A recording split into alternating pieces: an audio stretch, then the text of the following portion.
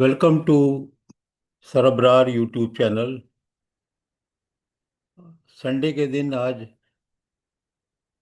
मैंने सोचा है कि संडे संडे को लाइटर सब्जेक्ट लें, लेकिन टेक्निकल से उनका ताल्लुक हो।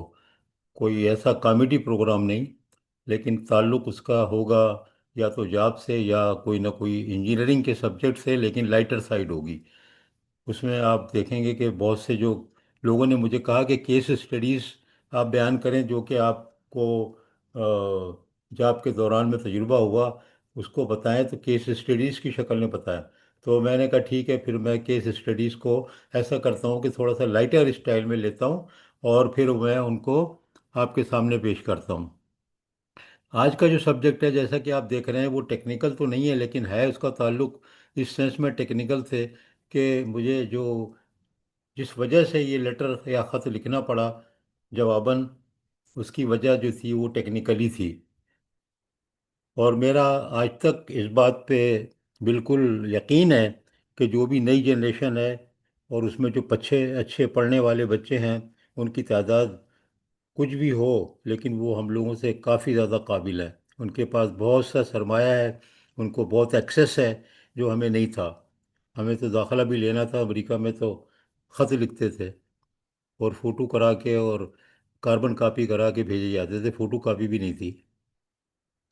बहरहाल इस सब्जेक्ट पे आते हैं कि संडे को लाइटर होगा, तो मैंने क्यों लिखा ऐसा। बात यह है कि मैं केईएससी में पहले लोड डिस्पैच सेंटर में, फिर प्रोटेक्शन में तकरीबन 7-8 साल काम करने के बाद जब प्रमोशन हुआ एग्जीक्यूटिव इंजीनियर का, तो फिर वो जगह पे लोग तो सेट थे, मेरी चॉइस तो वही थी, लोड डिस्पैच ऑपरेशन और प्रोटेक्शन टेस्टिंग। लेकिन मुझे फिर जगह मिली एग्जीक्यूटिव इंजीनियर मीटर्स की। उस ज़माने में कराची, पूरे कराची का एक ही मीटर डिपार्टमेंट और एक ही एग्जीक्यूटिव इंजीनियर होता था, डायरेक्ट जो देखता था। ऊपर वालों का कोई डायरेक्ट वास्ता नहीं था। बहरहाल हुआ ये कि वो टेंडर हुए के मीटर ख़रीदने के, और उसमें स्क्रूटनी मैंने की। मैं बता दूं, उस ज़माने में जब मैं मीटर में भी था, उससे पहले मैं मीटर के ऊपर और economic load dispatch centre, economic load dispatching जैसे कंप्यूटराइज सब्जेक्ट पे मैं कॉन्फ्रेंसेस में पेपर पढ़ चुका था, और इनिडी में भी मैंने प्रोजेक्ट करा चुका था। फोर्ट्रॉन 4 जो ज़बान होती थी, उसके ऊपर पावर सिस्टम स्टडीज़ के ऊपर मैंने एक सॉफ्टवेयर भी डेवलप करा चुका था। उस वक्त ये सब कर चुका था। बहरहाल मेरी टेक्निकल स्क्रूटनी जो कि अकेले ही करनी होती थी, मैंने की, और उसके ऊपर एक कंपनी ने खत लिख दिया कि ये इसमें हमारे साथ ज़्यादती हुई है, टेक्निकल जो इसकी कमेंट है, स्क्रूटनी है, टेक्निकल रिपोर्ट है, उसमें खामियां हैं। उस ज़माने में मैनेजिंग डायरेक्टर थे जनाब परवेज़ अहमद भट्ट साहब। बहुत अच्छे इंसान और काबिल भी थे, और साथ में बहुत सख्त गिर भी माने जाते थे। और सबसे ज़्यादा टर्मिनेशन भी अगर मुझे याद है तो उस गवर्नमेंट के ज़माने में उसी पीरियड में हुए। बहरहाल किसी ने ख़त लिख दिया, और वो ख़त फिर मुझे ज़ाहिर है एडमिनिस्ट्रेशन की तरफ से आना था, लेकिन वो उन्होंने एक कमेटी बना दी उस वक़्त के चीफ इंजीनियर्स पे मुश्तमल। ये 78, 79, 80 वगैरह की बात है। उस वक़्त जो चीफ इंजीनियर थे वो सबको पता है कौन थे। मैं तो असिस्टेंट इंजीनियर था, आजकल का असिस्टेंट मैनेजर या वापडा के हिसाब से असिस्टेंट एग्जीक्यूटिव इंजीनियर। अब मैं एक्सियन बन गया, और ये मेरे ऊपर मुसीबत आ पड़ी। डिपार्टमेंट वैसे ही बदनाम था मीटर का। ऐसे डिपार्टमेंट सारे बदनाम होते हैं, चाहे कोई कैसा भी आदमी हो, आपके नाम पे धब्बा लगा रहेगा। मैं हूँ चाहे कोई भी हो, कोई कस्टम में रिश्तेदार हो, कोई इनकम टैक्स में हो, कोई पुलिस में हो, कोई ब्यूरोक्रेट हो, कोई सियासतदान हो। अब तो किसी को कोई नहीं छोड़ रहा, सबका जो भी है आपने उसको कह देना है कि यार ये तो करप्ट होगा। ऐसा है नहीं, एक से एक शरीफ लोग ब्यूरोक्रेसी में, पुलिस में, कस्टम में और इनकम टैक्स में और हर जगह मौजूद हैं। बहरहाल भट्ट साहब यहाँ पर जो आए थे, इससे पहले वो कमिश्नर कराची भी रह चुके थे और काफ़ी शोहरत थी उनकी। उस कमेटी ने जो चीफ इंजीनियर्स पे मुश्तमिल थी, उन्होंने कोई 7 8 चार्ज लगा के टेक्निकल खामियों की बुनियाद पे वो पॉइंट बनाए गए, टेक्निकल था सारा। और ये चार्ज लगा दिया कि ये जो स्क्रूटनी में ये पॉइंट पे जो अबरार साहब ने, एग्जीक्यूटिव इंजीनियर ने जो कमेंट किया है या उसका जो व्यू लिया है वो गलत है टेक्निकली। सब टेक्निकल बात थी पूरी, उसमें 7 8 थे।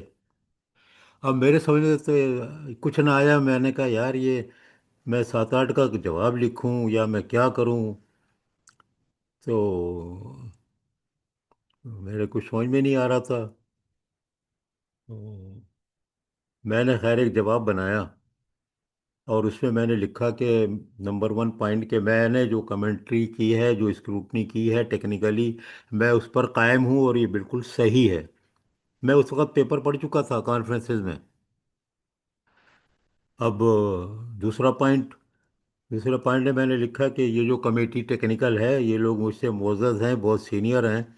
लेकिन मैं ये गुजारिश है मेरी, अंग्रेज़ी में था, उर्दू में बता रहा हूँ, कि एक कमेटी बना दी जाए जिसमें पाकिस्तान के जो इस हवाले से मशहूर इंजीनियर है, ख़ास तौर पर बाबड़ा से। मैं जानता नहीं था किसी को बाबड़ा में, मैं कौन सा है, मैं तो AEE था। वहाँ मुझे पता था कि बहुत अच्छे अच्छे इंजीनियर मौजूद हैं सीनियर लेवल पे, कि इसी की तरह वो अपना जितनी बदनाम हो, लेकिन अभी भी जब मैं वहाँ पर एज ए शक्कर इलेक्ट्रिक सप्लाई कारपोरेशन कंपनी के चेयरमैन के तौर पे मैंने काम किया, तो मुझे पता चला कि जहाँ ख़राब भी हैं वहाँ एक से एक काबिल और एक से एक अच्छे मौजूद हैं सबको में, और पूरे वापडा में। बहरहाल ये दूसरा पॉइंट ये था कि वापडा के इंजीनियर या और इंजीनियर बाहर से लेकर के एक कमेटी बना दी जाए जो कि इसको स्क्रूटनी करे दोनों को, क्योंकि मैं तो अपने मौक़िफ़ पे कायम हूँ। मैं तो कह रहा हूँ कि गलत है ऊपर वाले जो कह रहे हैं। नंबर 3 जो पॉइंट था वो मैंने लिख दिया कि इल्म का उम्र से कोई ताल्लुक़ नहीं, knowledge has nothing to do with age. ये सेंटेंस एग्जैक्ट था, ये लिख दिया। टाइप कराना होता था, कोई कंप्यूटर तो थे नहीं। और फिर मैंने कहा यार ये लोगों को दिखा लूँ, ये तो बड़ा हार्श ना हो जाए। तो दिखाया मैंने खालिद इकबाल साहब, जो उस वक़्त वो भी एक सैनी थे, और खालिद जमील साहब एक सीएन थे। खालिद जमील तो USA में हैं, सैन फ्रांसिस्को में। खालिद इकबाल कराची में ही हैं भाई। दोनों बड़े मशहूर हैं KC के हवाले से और KE के हवाले से, अब भी लोग, हज़ारों लोग जानते हैं।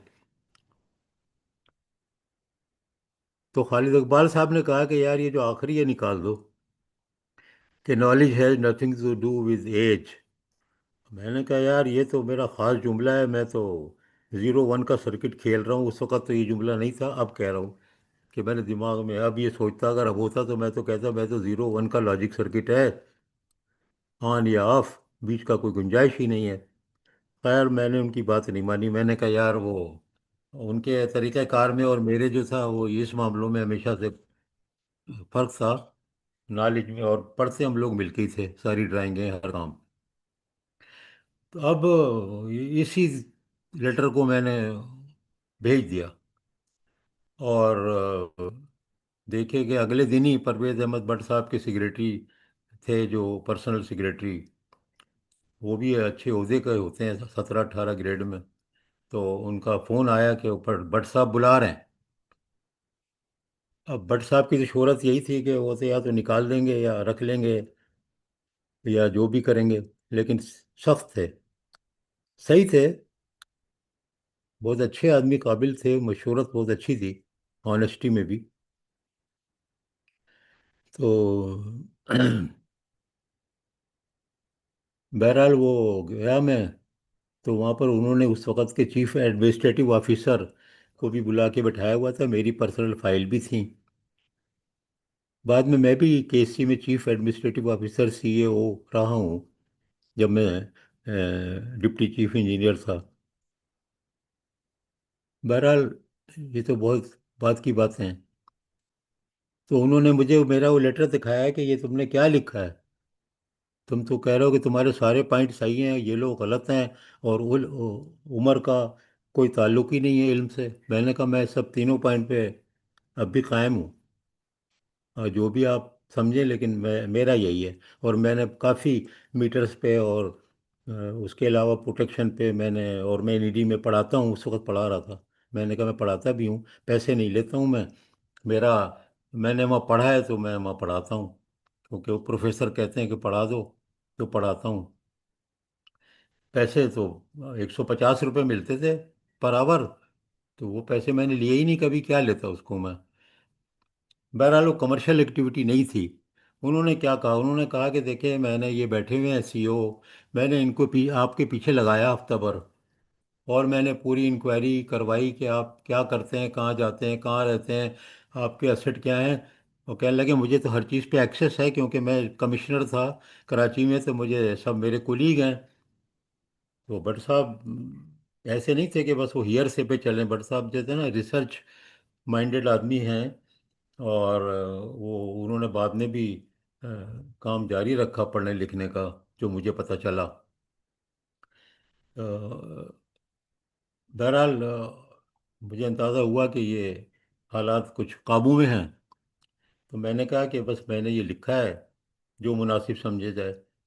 تو انہوں نے اسی وقت CEO کو کہا، ان کا یہی طریقہ تھا کہ فوری ایکشن ہوتا تھا، ٹرمینیٹ کرو، نکال دو، چارج شیٹ کر دو، چارج شیٹ وارج شیٹ زیادہ چکر نہیں تھا، جلدی جلدی کام تھا، جیسے اب ہے، اب پرائیویٹ سیکٹر میں جیسے ہوتا ہے اسی طرح کے وہ بیوروکریٹ تھے، اور آنیسٹی میں بھی ان کا نام تھا کہ بہت آنیسٹ بھی ہیں۔ بہرحال، اور انہوں نے کہا کہ ان کو جو ہے معاف کرنے کا لیٹر نہیں، ان کو چارجز واپس لینے کا لیٹر لکھا جائے، ان کے چارجز کو وڈرا کرو۔ تو مجھے لیٹر دیا گیا ہے کہ charges, all the charges have been withdrawn۔ تو وہ بڑی بات تھی اس زمانے میں اور اب بھی، اور KC کے مینیجنگ ڈائریکٹر پرویز بٹ صاحب اگر ایسا کہیں لکھیں تو بڑی اہمیت تھی۔ بہرحال مجھے وہ لیٹر مل گیا کہ چارجز withdrawn کا، اور پھر میں آ گیا، لیٹر مل گیا بعد میں ایک ہفتے میں۔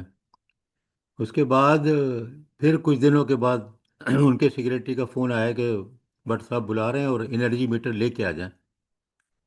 میں 3 فیز اور سنگل فیز ڈش ٹائپ ہوتے تھے اس وقت، انرجی میٹر لے کے گیا۔ انہوں نے کہا کہ مجھے یہ سارا سمجھاؤ، تم نے کہا کہ اس پہ لیکچر بھی دیتے ہو، پڑھاتے ہو، تو مجھے سمجھاؤ کیسے ورک کرتا ہے، کیونکہ مجھے بلنگ میں کنٹرول کرنا ہے، اور میٹر تھیفٹ اور میٹر بائی پاس اور میٹر چوری، یہ سب اس زمانے میں بڑے ہارڈ سبجیکٹ تھے، اب بھی ہیں۔